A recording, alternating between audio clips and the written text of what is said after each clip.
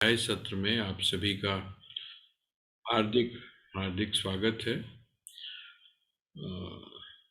ये जो अभी हमने एक उदाहरण लिया, इसी को हम थोड़ा सा और पीछे की तरफ लेके जाते हैं तो मुझे लगता है कि ये जो बात हमने शुरू की है, इसको इसको हम और भी गहराई से समझ सकेंगे। ये है, आप थोड़ा सा, जैसे मैंने आपको एक छोटा सा एग्जाम्पल दिया कि 25 वॉट का जो बल्ब है, उसको अगर रियलाइज हो जाए उसके अंदर कि मेरे में जो एनर्जी है, वो एनर्जी या वो ऊर्जा जो है, वो ऊर्जा इतनी नहीं है जितनी है वास्तव में। मेरा संबंध ऊर्जा के विशाल स्रोत से। ठीक है, अब आप जरा इसके पीछे जाइए। इसी एग्जाम्पल के द्वारा या इसी उदाहरण के द्वारा हम एक बात और समझ सकते हैं, वो ये है कि अलग अलग वॉट्स के जो बल्ब हैं,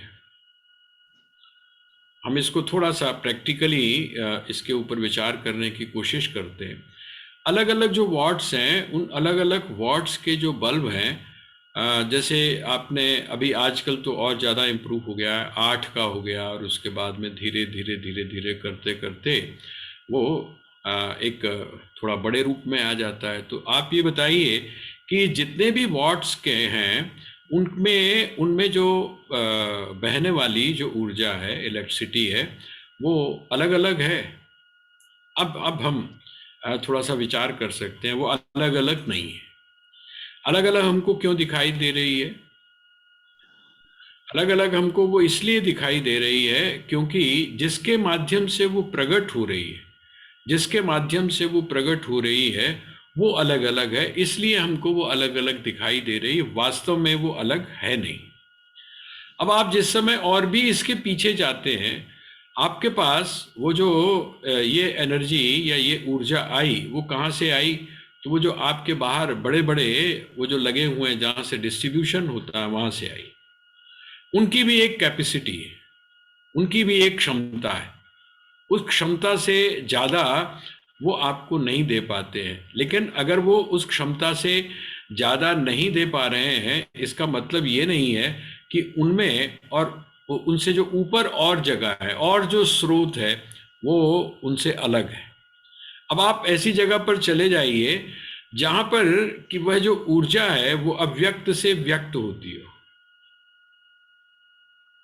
जहाँ वो जो ऊर्जा है वो अव्यक्त से व्यक्त होती हो। जैसे आपको ध्यान होगा, हमारे बीच में सारे बुजुर्ग हैं, जिस समय पहले नदियों में से ये जो नदी का जो पानी होता है, जैसे कोयले से ऊर्जा मिलती है, ऐसे जो नदी का जो जल होता है, उस नदी के जल से जब ऊर्जा बनाने की बात आई तो लोगों ने क्या कहना शुरू कर दिया था? आपको बुजुर्गों को ध्यान होगा इस बात का।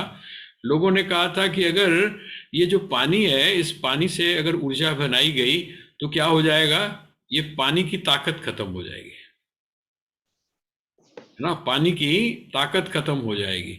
वो इस चीज के लिए स्वीकार करने के लिए तैयारी नहीं थे कि भाई, पानी की जो ताकत है वो ऊर्जा अर्थात अग्नि, इसमें से जो ऊर्जा है उसको निकालने से समाप्त नहीं होती है ना? वो कहाँ से आ रही है?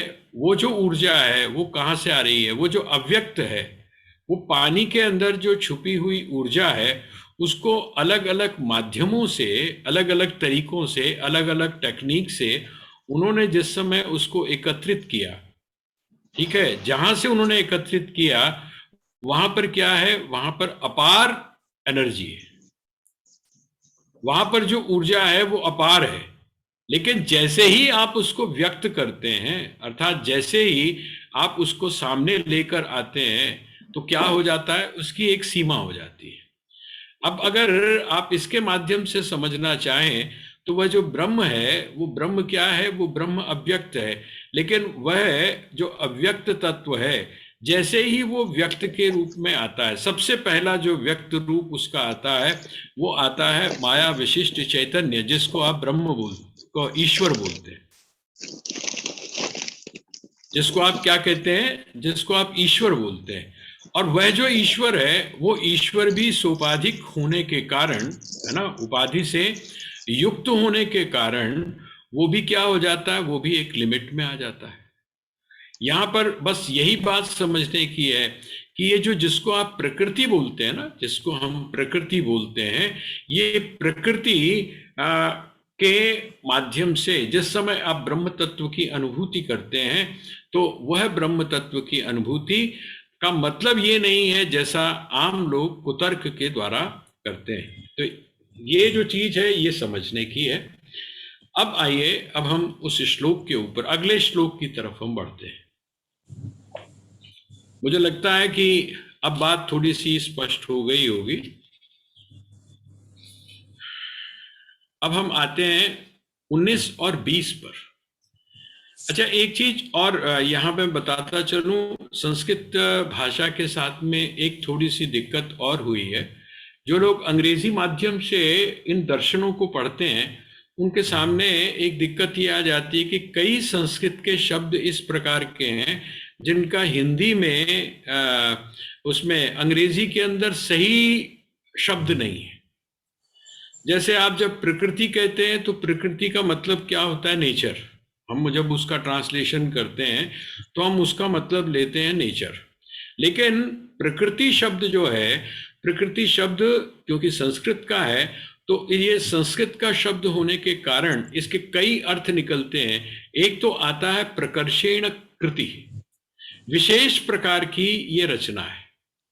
ये विशेष प्रकार की रचना कैसी है, तो कहते हैं ऐसा नहीं है कि पहले नहीं थी ये, इसमें आपने कोई नई चीज का निर्माण किया है। कहते हैं ऐसी बात नहीं है, ये पहले भी है, एग्जिस्टेंस में पहले भी है, लेकिन जिस समय ये हमारे सामने आती है तब हम इसको प्रकृति बोल देते हैं।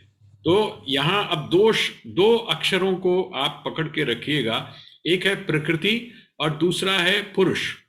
प्रकृति को हम क्या बोलते हैं, प्रकृति को हम बोलते हैं जड़, और जिसको आप पुरुष कहते हैं इसको हम बोलते हैं चेतन। एक है तत्व और एक है पदार्थ, या हम उसको कुछ ऐसे भी बोल सकते हैं, एक है ऊर्जा और दूसरा है पदार्थ। एक है ऊर्जा, एक है पदार्थ, एक है स्थूल, दूसरा है सूक्ष्म। जो प्रकृति है ये स्थूल है, और वह जिसको आप पुरुष कहते हैं वो पुरुष है सूक्ष्म। अब इन दोनों का संबंध, जैसे मैंने आपको बताया था कि पंगवंध, पंगवंध का मतलब पंगु और अंधा, इन दोनों के समान है। अर्थात वो जो देख नहीं सकता, वह जो देख नहीं सकता, जो अंधा है, अब वो देख नहीं सकता लेकिन चल सकता है। उसकी दोनों टांगे हैं, उनके दोनों पैर हैं।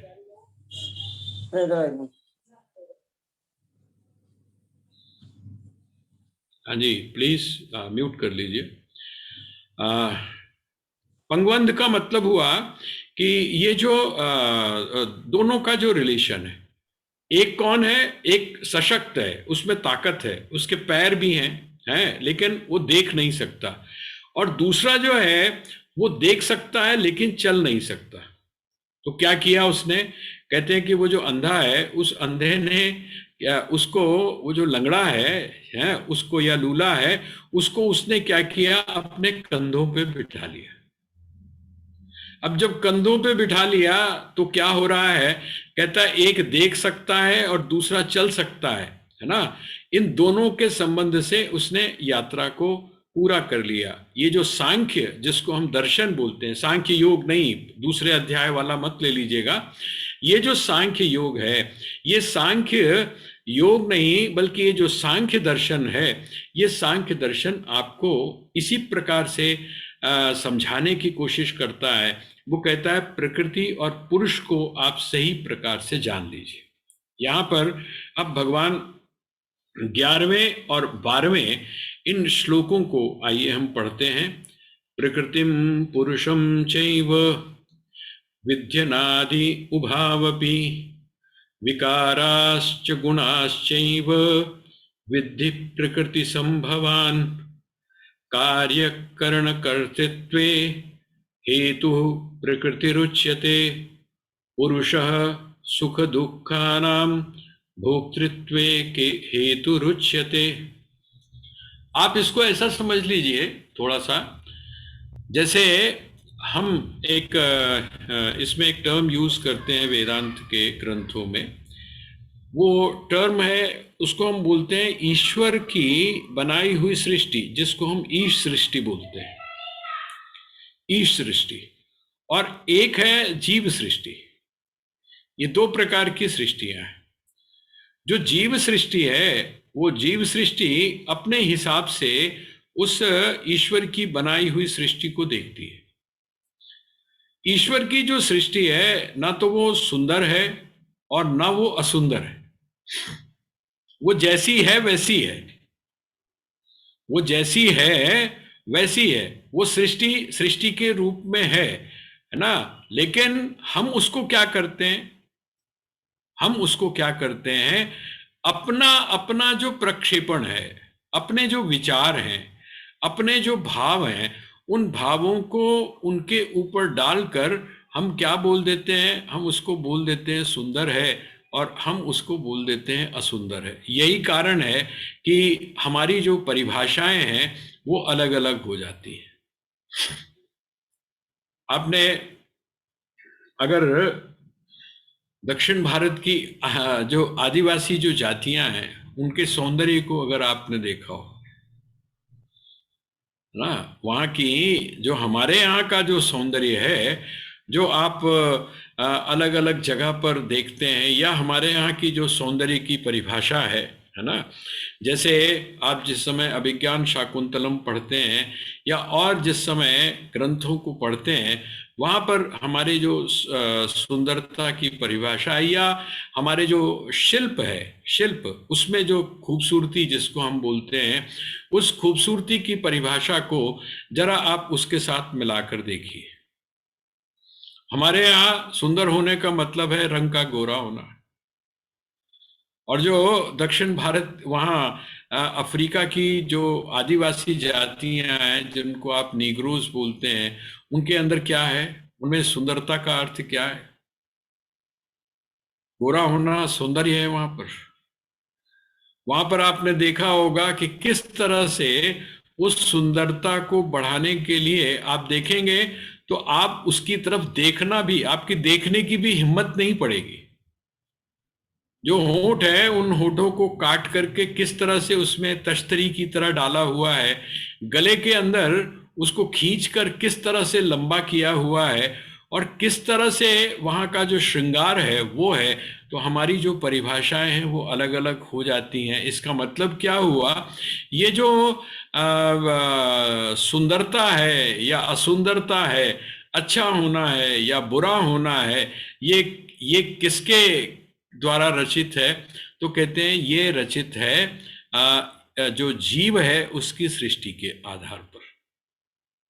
हमारे जो पंचदशी आदि जो ग्रंथ हैं उनमें एक आया है कि एक स्त्री खड़ी होती है, वो स्त्री बहुत सुंदर है, वो स्त्री जो है वो बहुत सुंदर है। उस एक स्त्री को देख करके एक व्यक्ति के मन में माँ की धारणा पैदा होती है, मातृत्व का भाव पैदा होता है।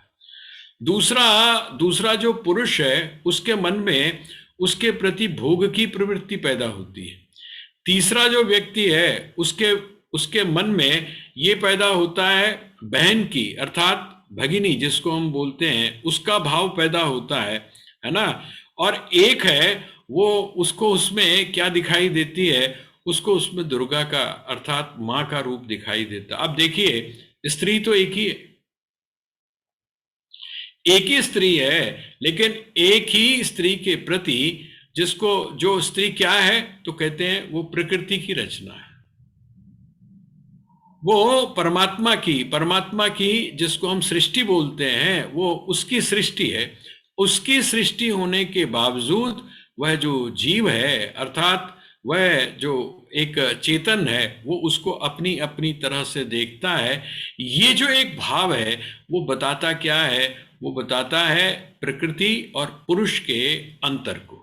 यहाँ पर वो ये कह रहे हैं, भगवान कह रहे हैं कि प्रकृतिम पुरुषम चैव विद्धि अनादि उभावपि। उभौ अपि मतलब ये दोनों, प्रकृति और जो पुरुष है, ये दोनों क्या है कि कहते हैं अनादि है। प्रकृतिम पुरुषम चैव विद्धि है, ये विद्धि अनादि उभावपि, ये दोनों अनादि है। लेकिन जो इससे उत्पन्न होता है, कौन सी चीज उत्पन्न होती है, ये जैसे मैंने अभी आपको बताया, ये जो उत्पन्न होता है ये क्या है, कहते हैं इसका आदि है, इसकी शुरुआत। देखिए ना, चार लोग हैं, चार लोग जिस समय उसको देखते हैं तो वो जो चीज है, चारों लोगों के द्वारा जो देखी जाने वाली वस्तु है, उससे जो उत्पन्न होने वाला अनुभव है वो कैसा है, वो कहते हैं वो आदि है और वो अनादि भी, वो फिर उसके बाद में अंत वाला भी है। उसकी शुरुआत भी होती है और उसका अंत भी होता है। इसका मतलब वो अनादि और अनंत नहीं है, अनादि और अनंत नहीं है। यहां पर वो कहते हैं प्रकृतिम पुरुषम चैव विद्धि अनादि उभावपि, ठीक है। अब वो कहते हैं विकाराश्च गुणाश्चैव विद्धि प्रकृति संभवान, है ना। कहते हैं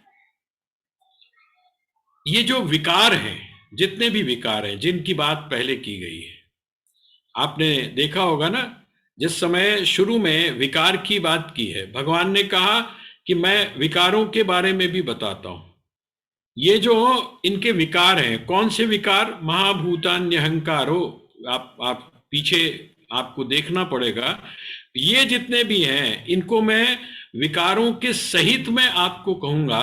तो कहते हैं ये विकार और ये जो गुण है ये किसके हैं, ये जो विकार हैं और ये जो गुण हैं ये किसके हैं, ये किसके साथ जुड़े हुए हैं, तो कहते हैं ये जुड़े हुए हैं प्रकृति के साथ। ये जो दो चीजें हैं, कौन कौन सी, गुण किसके साथ जुड़े हैं, तो गुण तो मैंने अभी आपको बताया कि सत्व रज तम, ये जो तीनों गुण हैं, ये तीनों गुण प्रकृति का एक तरह से देखा जाए तो स्वरूप है। और जो विकृति है, उस विकृति में भी क्या है, वहां पर भी गुण जुड़े हुए हैं, वहां पर भी जो गुण है वो जुड़े हुए हैं। ये बात अलग है कि एक जो स्थिति है वो साम्य की है और एक जो स्थिति है वो विषमता की है, लेकिन गुण वहां पर भी जुड़े हुए हैं।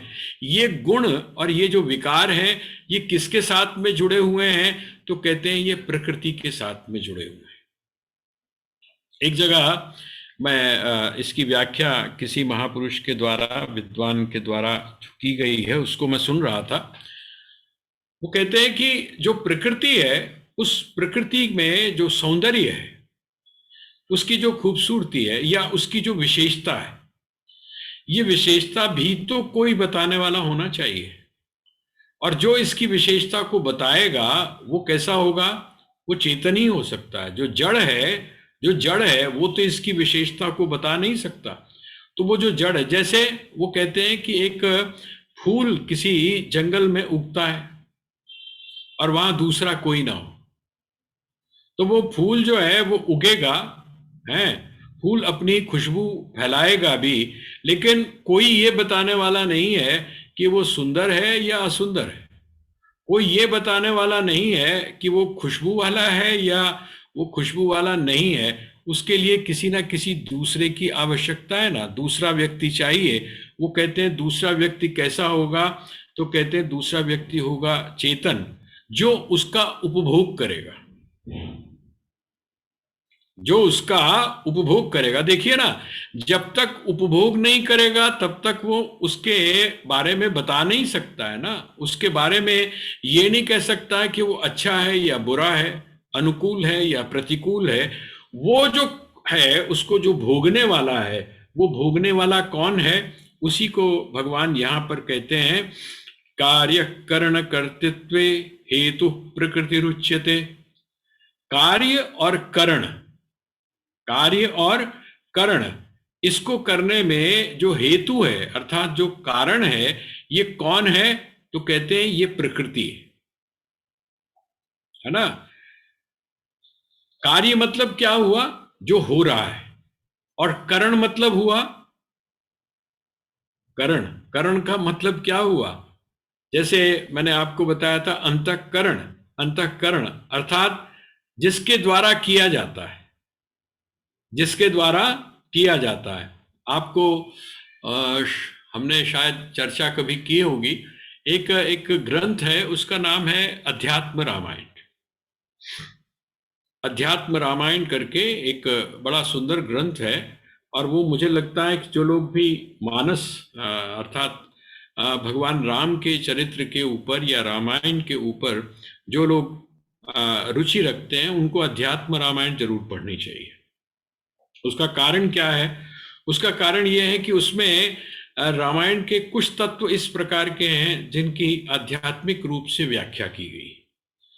और उसकी जो शुरुआत है, माना यह जाता है कि रामचरित मानस जो है, उसका जो बेस है, उसकी जो जिसको बोलते हैं, जो उसका मूल स्रोत है रामचरित मानस का, वो अध्यात्म रामायण है। क्योंकि अध्यात्म रामायण में भी शिव और पार्वती का संवाद है। जैसे आप वाल्मीकि रामायण को पढ़ते हैं तो वहां शिव और पार्वती का संवाद नहीं है। वो तो लवकुश के द्वारा वो सारा वर्णन है जो महर्षि वाल्मीकि ने, जिसकी रचना पूर्व ही कर दी है।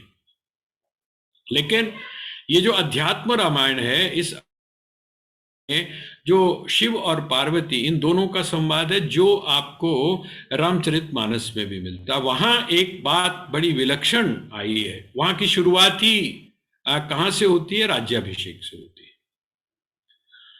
भगवान का जो राज्याभिषेक है, उस राज्याभिषेक से होती है। और उस राज्याभिषेक में 9 श्लोक इस प्रकार के हैं, जिन 9 श्लोक में ये जो प्रकृति और पुरुष है, प्रकृति और जो पुरुष है, अर्थात वह जो परमात्मा है और जिसको आप माया बोलते हैं, इन माया और परमात्मा, इन दोनों के स्वरूप का वर्णन किया गया है। वो क्या है? कहते हैं कि जिस समय सब लोगों को विदा किया गया तो सबको भेंट दी गई। जब सबको भेंट दी गई तो आखिर में, सबसे आखिर में नंबर कौन सा आया? आप कहते हैं ना कि जो बहुत प्रिय होता है उसका नंबर हम सबसे आखिर में लेते हैं। आपके यहाँ भी जब कोई उत्सव होता है, जब कोई कार्यक्रम होता है, तो आप अपने जो बहुत प्रिय होता है उसको कहते हैं थोड़ा रुक जाओ जरा, ये सारे चले जान, उसके बाद थानू विदा करांगे, है ना? ऐसा ही करते हैं हम। आखिर में हम उसको विदा करते हैं जो हमारा बहुत प्रिय होता है। और भगवान राम जो है, उनको सबसे ज्यादा प्रिय कौन है? भगवान राम को सबसे ज्यादा प्रिय कौन है? सबसे ज्यादा प्रिय हैं जिनको आप बोलते हैं हनुमान जी। तो उन्होंने कहा कि जब सबको उन्होंने गिफ्ट दे दी, सबको उन्होंने विदा करने के लिए उपहार दे दिए, तो आखिर में नंबर आया हनुमान जी का। अब हनुमान जी का जब नंबर आया तो राम जी के सामने एक सबसे बड़ी समस्या है कि हनुमान जी को क्या दें। हनुमान जी को क्या दें? कारण क्या है कि वो हनुमान जी को बड़ी बड़ी अच्छी तरह से जानते हैं।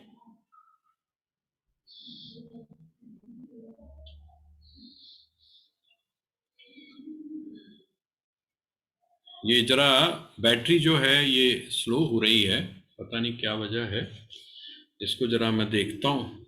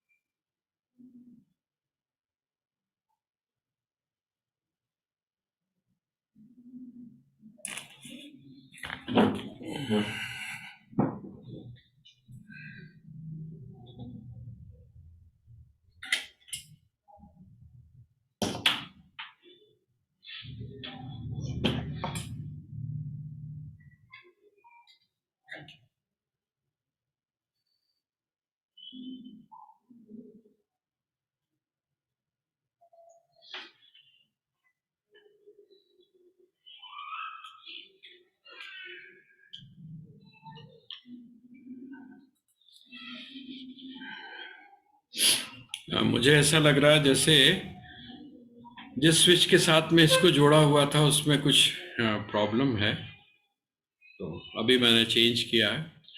हाँ, तो मैं आपके सामने निवेदन कर रहा था कि जब हनुमान जी को विदा करने का समय आया तो उन्होंने कहा कि इनको क्या दिया जाए। तो हनुमान जी से अब पूछ भी नहीं सकते थे, लेकिन वो ये देख रहे थे श्री राम कि कुछ ऐसा है जो हनुमान पूछना चाहते हैं। तो उन्होंने इशारा किया। हनुमान जी ने कहा कि एक बात बताइए कि जो मैं पूछना चाहता हूं उसका जवाब कौन देगा, आप देंगे या माता जी देंगे? जो माँ जानकी है वो देंगी। हनुमान जी मुस्कुराए, वो अपना श्री राम जो है वो मुस्कुराए, और मुस्कुराने के बाद में उन्होंने कहा कि नहीं, ऐसा है जो प्रश्न और उत्तर है ये जरा माँ से कर लो तो ज्यादा बेहतर है। और जिस समय उन्होंने जानकी से, माँ से जब पूछा, उन्होंने कहा कि मैं अभी तक ये नहीं समझ पाया हूँ, इतने लंबे समय से मैं आप लोगों के साथ में हूँ, आप लोगों की सेवा में हूँ, और लेकिन मैं अभी तक ये समझ में नहीं आया हूँ कि श्री राम का जो वास्तविक स्वरूप है वो क्या है। कहीं श्री राम कुछ दिखाई देते हैं, कहीं पर श्री राम कुछ दिखाई देते हैं, कहीं पर कुछ दिखाई देते हैं। जैसे अभी हम लोगों ने जिस समय श्रीमद् भगवद गीता के कुछ पहले के श्लोक हमने पढ़े थे, तो कहीं कहीं पर तो बिल्कुल विरोध दिखाई देता है।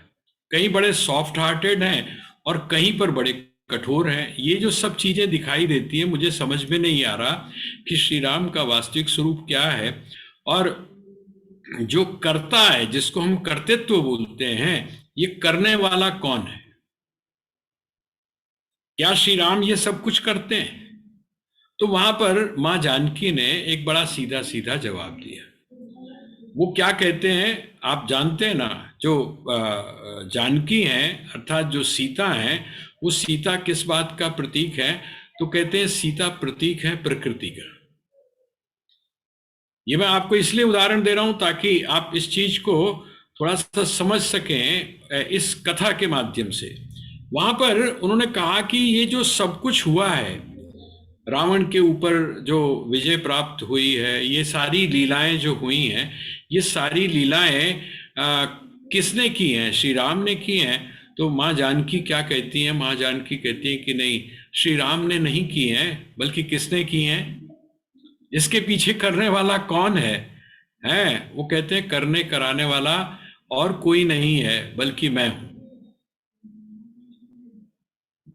करने कराने वाला कौन है? मैं हूं। ये जो है श्री राम जो है, ये कौन है? तो कहते हैं ये तो दिखाई तो देता है करते हुए, लेकिन ये वास्तव में करते कुछ नहीं है। और आप जिस समय मानस को पढ़ते हैं तो उस मानस के अंदर एक एक एक माँ की का ध्यान आता है। जो सीता है, उन सीता का एक ध्यान आता है। उद्भव स्थिति संहार कारिणीम क्लेश हारिणीम सर्वश्रेयस्करीम सीताम नतोहम राम वल्लभाम। ये मैं नमस्कार करता हूं। कहते हैं किसको? कहते हैं श्री राम की जो वल्लभा है, अर्थात उनकी जो प्रिया है, उनको मैं प्रणाम करता हूं। कहते हैं उनकी खासियत क्या है? कहते हैं उद्भव स्थिति संहार कारिणी। वो इस संसार की को उत्पन्न करती हैं, इसका पालन करती हैं और इसका संहार भी करती है। और क्लेशहारिणी, समस्त दुखों को वो नष्ट करने वाली है, अर्थात जीवन में मंगल देने वाली है। ऐसी ही जो सर्वश्रेयस करीम सीताम, प्रत्येक तरह से जो श्रेय है, श्रेय का मार्ग, श्रीमद् भगवत गीता अब हम लोग पढ़ चुके हैं, तो हमको ये समझाने की आवश्यकता नहीं है कि श्रेय का मार्ग क्या है। यत् श्रेयस्या निश्चितम ब्रूहि तन्मे। भगवान से अर्जुन ने शुरू शुरू में ही कह दिया कि हे कृष्ण, मुझे प्रिय का मार्ग नहीं चाहिए, मुझे वो नहीं चाहिए जो मुझे अच्छा लगता है, बल्कि मुझे वो मार्ग आप बताइए जो मेरे लिए श्रेयस्कर हो। तो श्रेयस्कर कौन है? तो कहते हैं आत्म तत्व की उपलब्धि, इससे ऊंची कोई चीज नहीं है, इससे श्रेय कोई चीज नहीं है। तो ऐसी वह जो सीता है, इसका अर्थ क्या हुआ?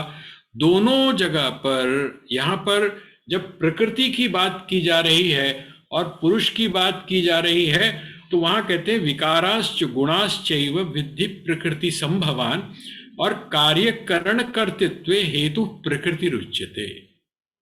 कार्य और करण जिसके द्वारा होता है और जो होता है, इसका जो हेतु है वो कौन है? इसका जो हेतु है, इसका जो कारण है वो कौन है?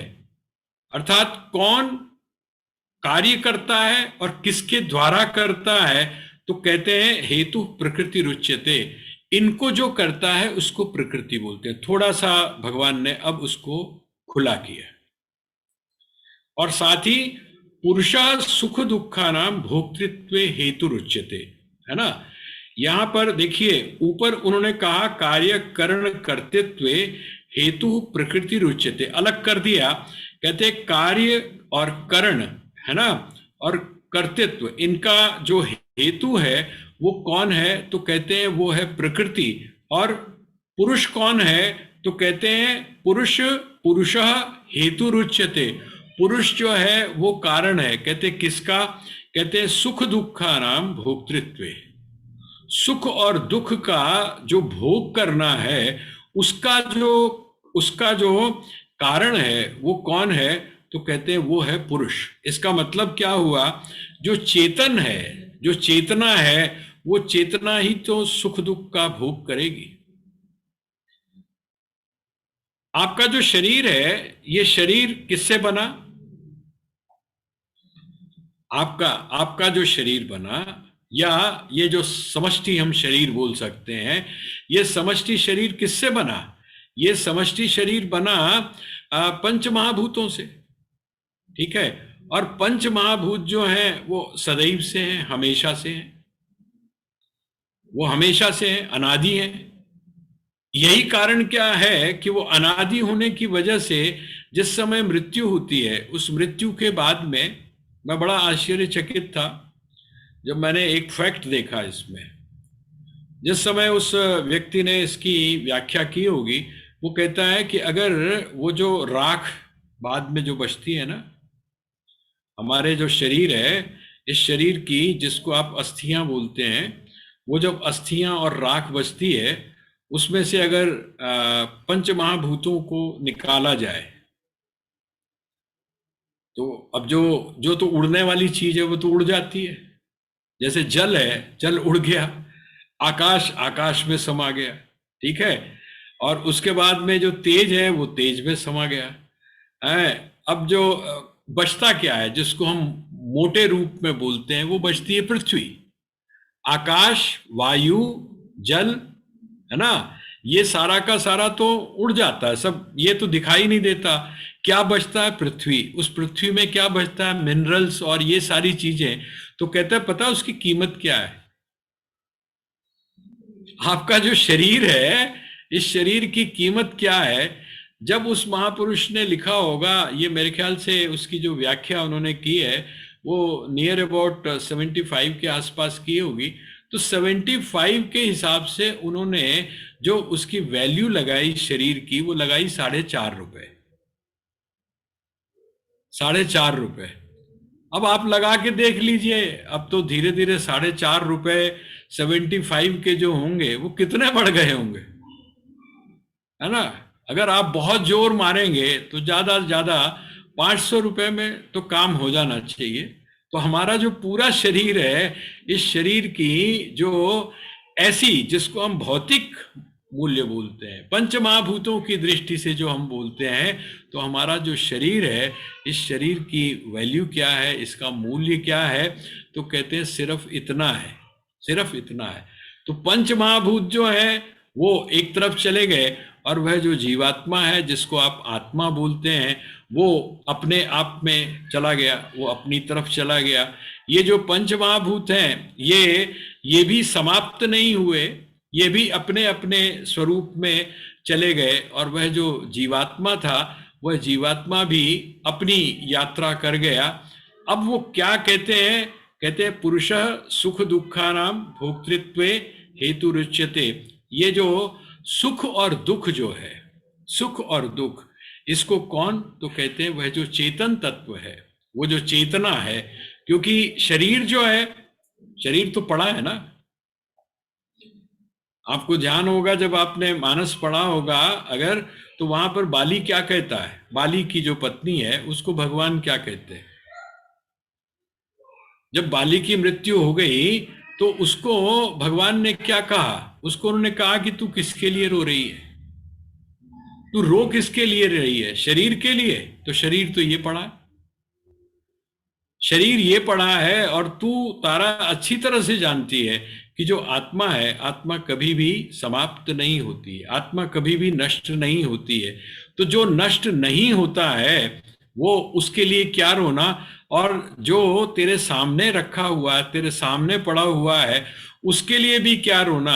और अगर हम उससे आगे चले जाएं तो जो परिवर्तित होता है वह भी नष्ट नहीं होता, तो उसके लिए क्या रोना? तो यहाँ यह भगवान जो है प्रकृति और पुरुष, इन दोनों को एनालाइज करके बता रहे हैं कि ये जो पुरुष है, पुरुष क्या है? तो कहते हैं पुरुष चेतन है। हम इतना ही यहां पर समझ लें कि पुरुष जो है वो चेतन है, और जो प्रकृति है वो जड़ है। अब इसी के साथ में वो कहते हैं कि अगला जो श्लोक है, अगला श्लोक, इसके साथ जब आप जोड़कर देखेंगे तब यहां पर भगवान उसको बड़े अच्छे तरीके से स्पष्ट करते हैं। पुरुषः प्रकृतिस्थो ही भुंक्ते प्रकृतिजान गुणान कारणम गुण संगोस्य सत्स्यत योनि जन्मसु। कहते हैं कि जो प्रकृति है, प्रकृति में जो स्थित जीवात्मा है, पुरुषः प्रकृतिस्थो ही भुंक्ते प्रकृतिजान गुणान, प्रकृति से उत्पन्न जो गुण है उनका भोग कौन करता है? उनका भोग कौन करता है? तो कहते हैं उनका भोग करता है पुरुष। पुरुष, पुरुष का अर्थ क्या हुआ? जीवात्मा। पुरुष का अर्थ आप परमात्मा मत लगाइएगा, पुरुष का अर्थ है जीवात्मा। वो करता है कारणम गुण संगोस्य, कारणम गुण संगोस्य सत्यत योधि जन्मसु। कहते हैं इसीलिए क्या है कि